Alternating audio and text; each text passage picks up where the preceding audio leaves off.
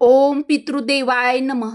आपल्या हिंदू धर्मातील पवित्र ग्रंथामध्ये म्हणजे खास करून गरुड पुराणामध्ये पितृपक्षाला खूपच महत्त्व दिलेलं आहे. पितृपक्षाचे महत्त्व काय? एकदा चित्रगुप्त यमराजाकडे जातात आणि म्हणतात, हे महाराज, माझ्या मनामध्ये काही प्रश्न पडले आहेत. त्यांची उत्तरे मला तुम्ही द्याल का? यमराज त्यांच्याकडे बघून हसतात आणि म्हणतात, तुला कोणते प्रश्न पडले आहेत? चित्रगुप्त म्हणतो, महाराज, मला सांगा की मृत्यू लोकामध्ये पितृपक्ष म्हणजे पितृ पंधरवडा का केला जातो? याचं काय महत्त्व आहे? पितृपक्षाचे गुपित काय आहे? गरुड पुराणामध्ये पितृपक्षाचं काय रहस्य आहे ते मला जाणून घ्यायचं आहे. चित्रगुप्ताचं हे बोलणं ऐकल्यानंतर यमराज गंभीर स्वरात म्हणतात, हे चित्रगुप्ता, लक्षपूर्वक ऐक. आज मी तुला एक रहस्यमयी कथा सांगणार आहे.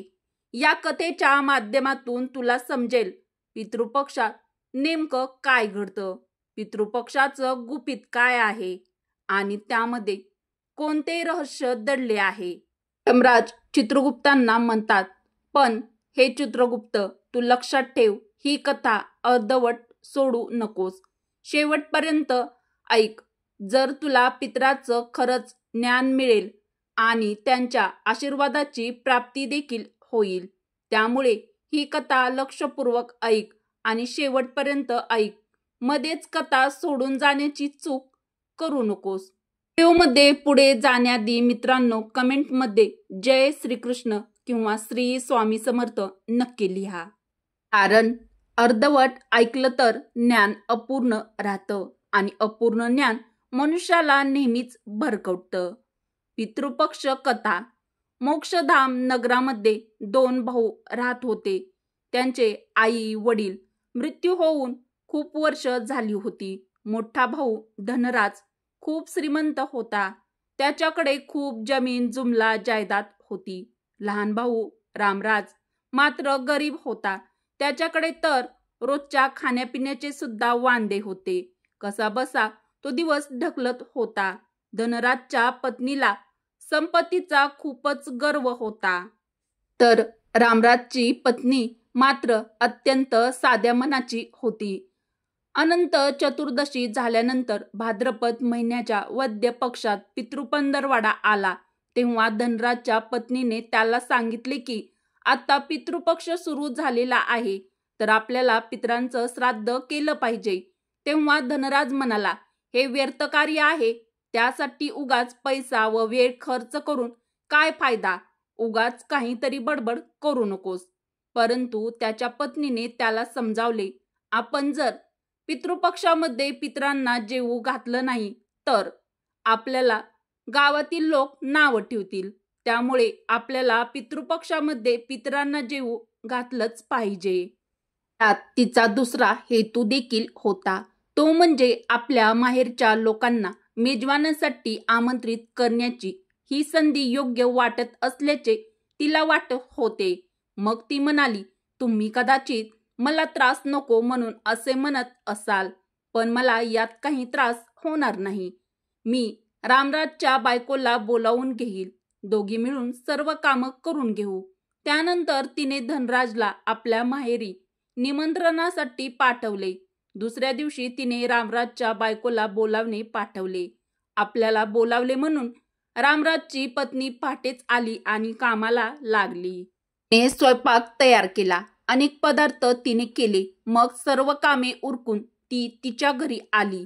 कारण तिलाही पितराचे श्राद्ध तर्पण करायचेच होते. यावेळी धनराजच्या पत्नीने तिला थांबवले नाही आणि ती देखील थांबली नाही.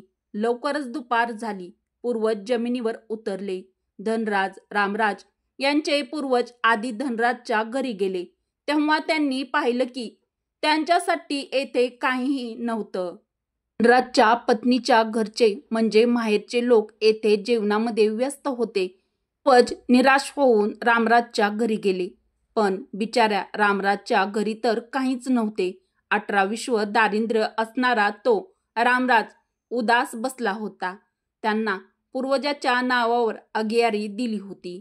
पूर्वज राग चाटून भुकेने नदीकाठी गेले. थोड्या वेळाने सर्व पूर्वज एकत्र आले आणि आपापल्या श्राद्धाची स्तुती करू लागले. धनराज रामराज यांच्या पूर्वजांनीही त्यांच्यासोबत घडलेले सर्व कथन इतर पूर्वजांना पितरांना सांगितले. मग सर्व पितर त्याला बोलू लागले की जर रामराज सक्षम असता तर त्याने तुम्हाला जेवायला दिलं असतं, पण त्याच्याकडे काहीही नव्हतं म्हणून त्यानं तुमच्या नावाने घास आगेयारी तरी केली. पण त्याच्याकडे सर्व काही होतं, त्यानं मात्र तुमच्या नावाने काही केलं नाही. तुम्हाला घास आगेयारी सुद्धा ठेवली नाही. मग ते विचार करू लागले की रामराजकडे धनधान्य असतं, कदाचित त्यानं उपाशी राहावं लागलं नसतं आणि रामराजच्या घरी भाकरी खायला नव्हती. हा सगळा विचार करून त्यांना रामराजची दया आली. अचानक ते गाणं म्हणत नाचू लागले. रामराजचे घर धन धान्य आणि संपत्तीने भरावे. संध्याकाळ झाली. रामराजच्या मुलांना खायला काही मिळाले नाही.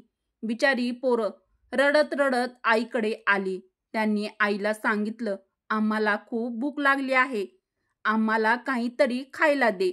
आज लोकांच्या घरी पंचपक्वान्न बनले आहेत, आम्हाला पण ते खायचं आहे.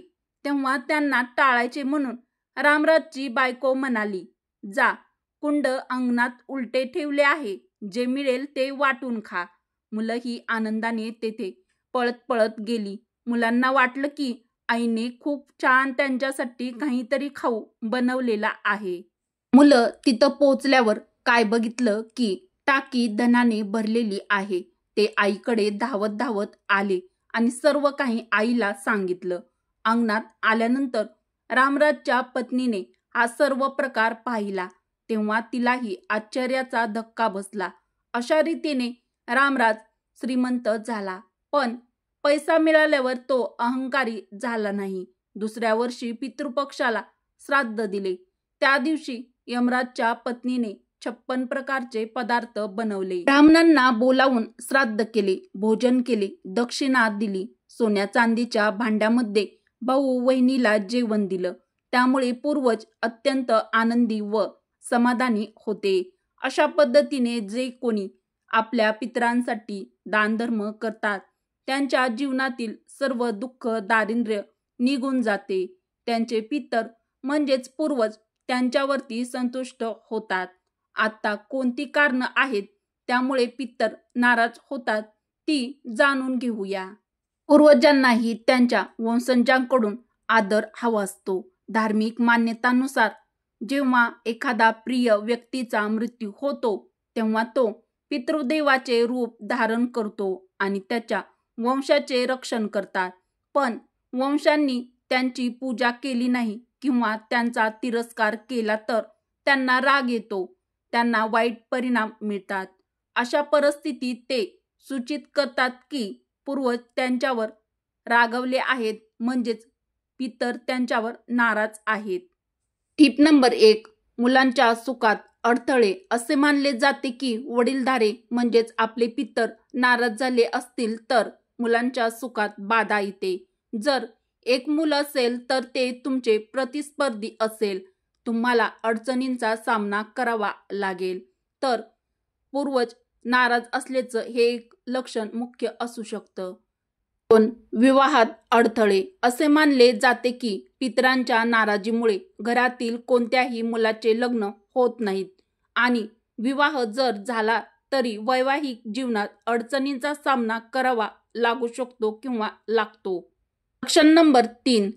कामात अडथळे. असे मानले जाते की जर तुमच्या कामात सतत अडथळे अडचणी येत असतील आणि कोणतेही काम यशस्वी होत नसेल तर ते पितरांच्या नाराजीचे किंवा पितृदोषाचे लक्षण आहे असे तुम्ही समजावे. लक्षण नंबर 4. भांडण होणे. शास्त्रानुसार घरामध्ये वारंवार सतत भांडण होणे हे पितृदोषाचे कारण मानले जाते. पितृदोषाचे महत्त्वाचे लक्षण 5. आकस्मिक नुकसान. असे मानले जाते की पूर्वज नाराज असतील तर जीवनात अचानक मोठे नुकसान सहन करावे लागते. आर्थिक अडचणींचा सामना देखील करावा लागतो. आता जर आपल्याला या पितृदोषापासून मुक्ती मिळवायची असेल तर त्यासाठी काही उपाय म्हणजे पितृपक्षामध्ये दान करावे, गाईला दान करावे, पितरांच्या शांतीसाठी विधी करा. तर तुमच्या पण घरामध्ये जर पितृदोषाची ही सांगितलेली लक्षणे असतील तर तुम्ही ही टीप लक्षात ठेवा. तुम्हाला जर ही आध्यात्मिक माहिती आवडली असेल तर व्हिडिओला एक लाईक अवश्य करा. आपल्या चॅनलला देखील सबस्क्राईब अवश्य करा. उपयुक्त व्हिडिओ तुमच्या मित्र परिवारासोबत बहिणींसोबत शेअर देखील नक्की करा. कमेंट बॉक्समध्ये जय श्रीकृष्ण किंवा श्री स्वामी समर्थ नक्की लिहा.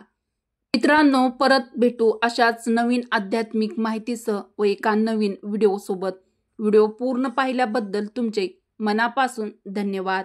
जय स्वामी समर्थ, जय श्रीकृष्ण, जय हनुमान, जय श्रीराम, जय माता महालक्ष्मी, जय श्रीकृष्ण.